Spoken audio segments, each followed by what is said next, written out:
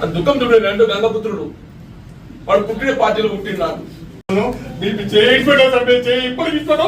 మేము బతుకున్నాం సార్, ఇస్తాం సార్, మేము బతుకున్నాం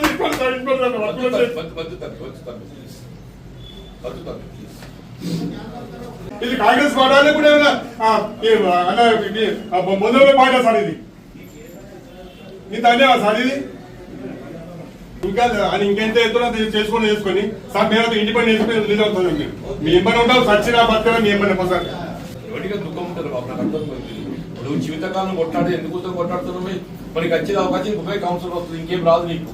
ఆ కౌన్సిల్ అవకాశం లీక్ తినముందని పల్లె విక్కినట్టు కాదు బాబు. కార్యకర్తకి ఏమవుతుంది?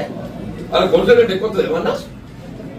చేయముందని పల్లె విక్కించినట్టు ఏదైతుందో వాడికి కౌన్సిల్ అవకాశం వస్తే ఏదైతుందో వానికి అవకాశం లేకుండా పార్టీకి సంబంధం టికెట్ ఇస్తే ఎందుకు? వాడి జీవితం ఎందుకు? ఎందుకు రాజకీయాలు? ఎందుకు ఈ శ్రమ? అది దుఃఖం చూడండి. రెండు గంగపుత్రుడు వాడు పుట్టిన పార్టీలో పుట్టినాడు.